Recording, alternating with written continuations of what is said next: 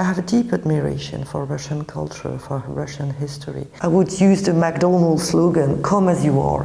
It's never comfortable to close the media. It has to come from Russian-speaking Moldovans, because you cannot be member of the European Union and attack rule of law. I cannot read the future. Democracy is the worst of all political systems, apart from all the others. First of all, what are your impressions on how Moldova is doing on the field of combating disinformation? Especially, I'm wondering, what do you think is still effective to just ban, for example, TV channels, websites? Because in Moldova, several TV stations were suspended, several websites closed, but some of these actors are still active on social media platforms. Well, it's my fifth visit to Moldova because I love very much the country of Moldova and the people of Moldova, and I think it's a privilege for the European Union to have a country that is freely willing to join us. I want to always understand more and do more to support Moldova. Moldova is a vibrant democracy, and it's a privilege also for Moldova to be a democracy, and is at the front line of the Russian regime's hybrid attacks. And I'm saying the Russian regime, not the Russian people. I have a deep admiration for Russian culture, for Russian history. I know what I owe to Russia for fighting against Nazi in the Second World War.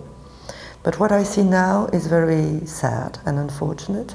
The Russian regime, Putin's regime, wants to impose its rule on independent countries. And this is not acceptable. Moldova wants to join the European Union. We open the door, but we don't force anyone to join us. And Moldova will act sovereignly, independently and freely, and will keep its sovereignty and its freedom and its independence in the future, and its diversity. But when Putin talks about Ukraine, he says that Ukraine doesn't exist. That's a difference. And the hybrid threats that Moldova is facing are a different type of war. It's not war with weapons, it's war with information, it's war with illegal financing. Is it efficient to close media? It's never comfortable to close a media. We've done it in the European Union, we've done it in my home country, France. We closed Russia today, we closed Sputnik, but there are still proxies. And there are still, I would say, Russian assets spreading the word. We have to expose them for what they are doing and why they are doing it. They are doing it for profit, not for ideology. They are making a business of foreign interferences. And there are criminal gangs as well, making money out of it.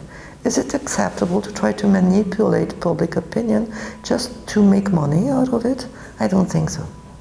But sometimes it's perceived by part of the population of Moldova as direct censorship in favor of current government. I think nobody in a democracy wants censorship. And I hope that there are many diverse Russian-speaking voices with diverse opinions. And it doesn't have to be one-sided, but it has to be genuine. It has to be organic. It has to come from Russian-speaking Moldovans, not from outside, not imposing a foreign view, because it's a denial of sovereignty. It's a denial of critical thinking to impose views. It started with foreign interferences, Russian interferences in Ukraine. You remember, before 2014 and after 2014. It was a lot of information manipulation. It were some oligarchs spreading Russian narratives. And it ended up with full-fledged war of aggression. We know it, so we have to fight against it. And what are your expectations of Moldovan parliamentary elections? Because on the one hand, of course, we have this Russian hybrid threats. On the other, the problem is, and the challenge for our country, that we have only one palpable pro-European actor on the political field and a whole range of politicians on the leftish pro-Russian vector. You know, I'm fighting foreign interferences in a country like Moldova.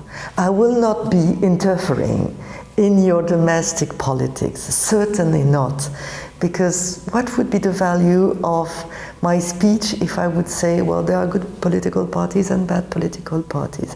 It's up to the Moldovan to make an informed choice, free choices. But there is a narrative that I want to fight against.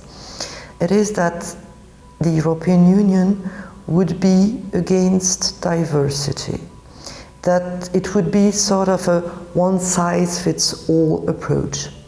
I'm coming from a region in France which has its own regional language, Basque, and a very strong one, a very strong regional identity. Even in the past there were terrorist attacks from Basque, supposedly to support their identity. And I'm fully French, and I'm fully European, and but nothing deters me from speaking my regional language. And it's the same for all Europeans. You can, I would use the McDonald's slogan, come as you are, to the European Union. You don't have to change your habits, you don't have to change your culture, you don't have to change your tradition to be welcome in the European Union. But you don't have to face foreign pressure, and this is what is not acceptable. Yeah, but it's kind of obvious for everyone that democracies today suffer a kind of crisis, maybe an existential one across the world. In Romania, for example, we almost had a president who is banned for entering into neighboring countries. But the problem still remains. How, for example, this project, this European Democratic Shield, can protect voters from electing anti-democratic leaders? Well, this democracy shield is not about making choices instead of voters making choices. But we need to have stronger independent media, better protected, more pluralism, less attacks on journalists. We need to support civil society organizations so that they could be counterweights to governing parties everywhere. We need to build more trust into institutions. Democracies are under attacks from authoritarian regimes because we are exactly what shows their vulnerabilities and their limits. Why is there a total absence of freedom of opinion and an expression in Russia? Why dissidents are put in jail or even poisoned and killed? Why is it the same president for decades in a country? What's going wrong? Because it's going wrong in authoritarian regimes, they want to discredit democracies and they attack us. So I don't want to side with one political party in my home country, where I am a politician. Of course I campaign for my political parties. I want diversity, but I don't want foreign intervention. And I think that democracy has its weaknesses, but at least our weaknesses are in the open. We can debate about the weaknesses. We can try to improve what we are doing. And if we are not happy with a governing party, we can change it at the next election. It never happens in Russia. It never happens in China. So let's face it. Churchill warned us about it. Democracy is the worst of all political systems, apart from all the others. So let's protect it. That's true, but the European Union also has this Hungary issue, and for several years tried to somehow ban Hungary to vote for its vote to be decisible in the decisions, and including voting for the support for Ukraine. How can you explain for us, at the moment outsiders, what is the problem and why is it still a democratic process? First, we respect the choice of Hungarian voters.